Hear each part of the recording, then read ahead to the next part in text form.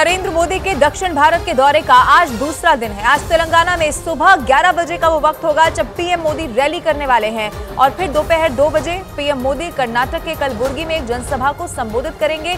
इस दौरे को लेकर तैयारियां पूरी हैं। जनसभा में भी दूर दूर से लोग उन्हें सुनने के लिए, देखने के लिए आज पहुंचने वाले हैं। ये बड़ी खबर आपको बता रहे हैं। 2 बजे का वो वक्त होगा जब कर्नाटक के कलबुर्गी में जनसभा को संबोधित करेंगे। धुआंधार प्रचार इस वक्त खुद प्रधानमंत्री नरेंद्र मोदी करते हुए दिखाई दे रहे हैं। दक्षिण भारत के वो दौरे पर हैं और इसी दौरे का आज दूसरा दिन उनका रहने वाला है। तेलंगाना में वो रहेंगे। पहले सुबह 11 बजे रैली करेंगे और फिर दोपहर 2 बजे पीएम मोदी कर्नाटक के कलबुर्गी में जनसभा को संबोधित करने वाले हैं। देश के कई राज्यों में परीक्षा के दौरान नकल एक बड़ी समस्या बन गई। कई हिस्सों में बोर्ड परीक्षा के दौरान हुई नकल की खबरों के बीच मध्य प्रदेश के श्योपुर से भी ऐसा ही एक मामला सामने आया। वहां परीक्षा के दौरान खुलेआम नकल करने का वीडियो सोशल मीडिया पर वायरल हो गया और उस वीडियो में छात्रों के बीच बैठकर दूसरे लोग परीक्षा देते नजर आए। परीक्षा केंद्र में एक या दो नहीं बल्कि कई लोग मौजूद दिखे जो छात्रों के बदले खुद सवालों के जवाब लिखते दिखाई दिए। इसके अलावा कुछ छात्र तो किताबों से नकल करते नजर आए। वहां एक लड़का खुलेआम मोबाइल फोन देखकर कॉपी पर लिखता दिखाई दिया। परीक्षा केंद्र में कई छात्र बाहर फर्श पर बैठे दिखाई दिए और आरोप लगा कि उन छात्रों को परीक्षा में नकल कराने के लिए वहां के शिक्षकों ने मदद की। इस दौरान वहां मौजूद एक शिक्षक ने दूसरे शिक्षक पर छात्रों को नकल कराने का आरोप लगा दिया। 4 दिन से देख रहा हूं, तुम तो बराबर कॉपी लिख रहे हो, ड्यूटी नहीं कर रहे हो। बताया गया कि श्योपुर में 8वीं की बोर्ड की परीक्षा शुरू होने से 2 घंटे पहले ही सामाजिक विज्ञान का पेपर लीक हो गया। इसके बाद शिक्षा विभाग के अधिकारियों के बीच हड़कंप मच गया क्योंकि कुछ दिनों पहले ही मध्य प्रदेश के रीवा में एक स्कूल में धड़ल्ले से हुई नकल का वीडियो वायरल हो गया था।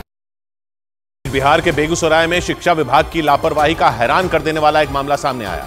आरोप है कि वहां 9वीं और 11वीं क्लास की परीक्षा बिना तैयारियों के शुरू करा दी गई। शिक्षा विभाग के एक दफ्तर में प्रश्न पत्र किसी रद्दी की तरह फेंक दिए गए और रद्दी की तरह फेंके गए उस ढेर में कई शिक्षक अपने स्कूलों के लिए प्रश्न पत्र ढूंढते नजर आए। शिक्षा विभाग के उस दफ्तर में हर तरफ बड़े बड़े बंडल जमीन पर पड़े दिखाई दिए। वीडियो में कुछ देर के लिए ऐसा लगा जैसे वो शिक्षक उन बंडलों के बीच सुई तलाश रहे हों, क्योंकि उस दफ्तर के परिसर में प्रश्न पत्रों से भरे बंडल काफी दूर तक इधर उधर बिखरे दिखाई दिए, जो उन शिक्षकों के लिए कड़ी चुनौती बन गया। वो शिक्षक वहां उन बंडलों पर अपने स्कूलों के नाम तलाशते दिखे। बताया गया कि 9वीं क्लास के लिए 1860 और 11वीं क्लास की परीक्षा के लिए 3311 बंडल प्रश्न पत्र भेजे गए थे, लेकिन उन प्रश्न पत्रों को रखने के लिए वहां कोई इंतजाम नहीं किया गया, जो शिक्षा विभाग की बड़ी लापरवाही बताई गई। एक ब्रेकिंग न्यूज। जयपुर में फाउंटेन स्क्वायर पार्क में मुगल क्यारी के लोकार्पण के साथ ही अब विवाद जबरदस्त शुरू हो चुका है। मुगल क्यारी के नाम से राजस्थान के शहरी विकास मंत्री झाबर सिंह खर्रा नाराज हो चुके हैं। उन्होंने साफ कहा है कि मुगल क्यारी का नाम जल्द बदल दिया जाएगा।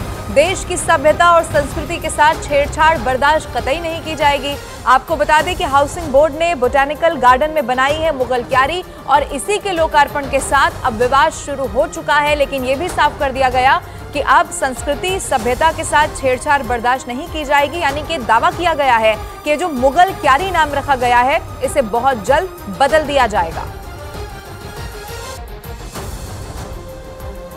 ज्यादा अच्छी तरह समझते हैं और इन सब को निराकरण करते हुए भारतीय सभ्यता संस्कृति के रूप में ये गार्डन आने वाले समय में विकसित होगा।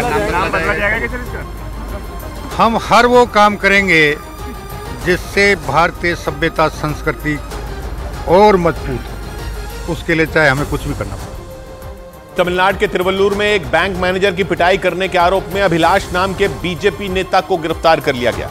आरोप है कि उन्होंने एटीएम से पैसे निकालने के दौरान बैंक मैनेजर से मारपीट की थी। ये घटना 2 दिन पुरानी बताई गई, जिसका वीडियो अब सामने आया और उस वीडियो में अभिलाष बैंक मैनेजर पर थप्पड़ चलाते नजर आए। उस दौरान कई लोग बीच बचाव भी करते दिखाई दिए, लेकिन इसके बाद भी वो उनसे मारपीट करते रहे। बताया गया कि ये पूरा बवाल तब हुआ जब अभिलाष तिरुवल्लुर शहर में मौजूद एक बैंक के बाहर एटीएम से पैसे निकालने पहुंचे, लेकिन मशीन की सर्विस होने की वजह से वहां खड़े एक कर्मचारी ने उन्हें पैसे निकालने से रोक दिया। वहां से जो वीडियो सामने आया उसमें अभिलाष रोके जाने के बावजूद एटीएम में पैसे निकालने के लिए कार्ड डालते दिखाई दिए। इस पर जब प्रदीप नाम के बैंक मैनेजर ने ऐसा करने की वजह पूछी तो वो उनसे बहस करने लगे। आरोप है कि इसी दौरान बीजेपी नेता अभिलाष ने उन पर हमला कर दिया। वीडियो में वो बैंक मैनेजर के चेहरे पर दनादन थप्पड़ चलाते दिखे।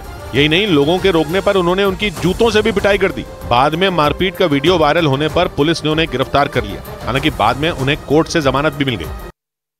गुजरात के सूरत में एक घर में ऐसा धमाका हुआ कि आसपास के दूसरे घरों में मौजूद लोग भी उसकी आवाज सुनकर खौफ से भर गए। वहां उस घर में एक इलेक्ट्रिक स्कूटर की बैटरी अचानक फट गई और कुछ ही देर में वो आग की धधकती लपटों में गिर गई और उस इलेक्ट्रिक स्कूटर से तेज लपटें उठती नजर आईं। कुछ देर में तो स्कूटर में लगी आग फैलती चली गई और वहां हर तरफ सिर्फ धुआं ही धुआं दिखाई दिया। इसके बाद तो अफरा तफरी मच गई। उस घर में मौजूद लोग कुछ समझ ही नहीं पा रहे थे क्योंकि एक कमरे से पूरे घर तक धुआं फैलता दिखा। तभी उस कमरे में रखा सामान भी इसकी चपेट में आ गया। वहां आग लगने के दौरान उस घर का एक सदस्य वीडियो रिकॉर्ड कर रहा था, जो वीडियो में अपनी मां से कुछ कहता सुनाई दिया। मम्मी कोई ना कहीं नहीं बोला, वो बताइए ढंग से। बताया गया कि उस घर के अंदर उस इलेक्ट्रिक स्कूटर को चार्ज किया जा रहा था, लेकिन चार्ज करने के दौरान ही उसकी बैटरी फट गई और जोरदार धमाका हो गया। हालांकि उस घर में रहने वालों की जान बाल बाल बच गई। महाराष्ट्र में महाविकास आघाड़ी में शामिल शिवसेना, यूबीटी, एनसीपी और कांग्रेस के बीच सीटों के बंटवारे पर अभी भी पेच फंसा हुआ है। महाराष्ट्र की 48 लोकसभा सीटों के बंटवारे पर अभी तक भी कई बैठकें हो चुकी हैं, लेकिन सीट शेयरिंग पर सहमति बन ही नहीं पाई है। एक बार फिर से सीटों पर शेयरिंग फॉर्मूला तय करने के लिए मुंबई के ट्राइडेंट होटल में महाविकास आघाड़ी की बैठक हुई है। इस बैठक में कांग्रेस के केसी वेणुगोपाल, रमेश चेन्नीथला, इनके अलावा नाना पटोले, बालासाहेब थोराट शामिल हुए हैं। एनसीपी से बैठक में जयंत पाटिल और जितेंद्र आह्वाड शामिल हुए। शिवसेना उद्धव गुटवाली से संजय राउत इस बैठक में मौजूद रहे हैं। हालांकि इस बैठक के लिए वंचित बहुजन आघाड़ी के अध्यक्ष प्रकाश आंबेडकर को न्योता ही नहीं दिया गया।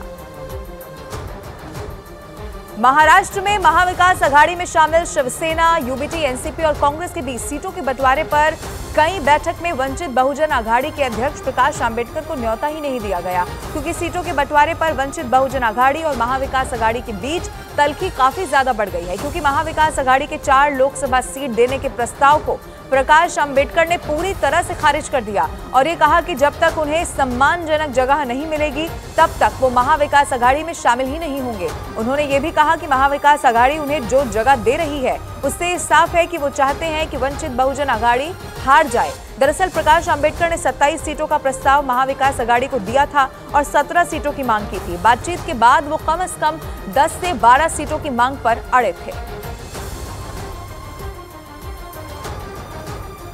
महाराष्ट्र में शिवसेना शिंदे गुट जल्द ही लोकसभा चुनाव के उम्मीदवारों की पहली लिस्ट जारी कर सकती है। सूत्रों के मुताबिक पहली लिस्ट शिवसेना शिंदे गुट सोमवार तक जारी कर सकती है और इस लिस्ट में लोकसभा चुनाव के लिए 10 प्रत्याशियों के नाम का ऐलान हो सकता है। ठाणे में मुख्यमंत्री एकनाथ शिंदे और उनकी पार्टी के कई वरिष्ठ नेताओं की बैठक हुई है, जिसमें लोकसभा चुनाव की रणनीति और उम्मीदवारों पर एक गहन चिंतन मंथन यहां पर किया गया है और माना जा रहा है बहुत जल्द ही जो तारीख तो आ ही रही है, लेकिन इसके साथ ही पहली लिस्ट भी जारी हो सकती है।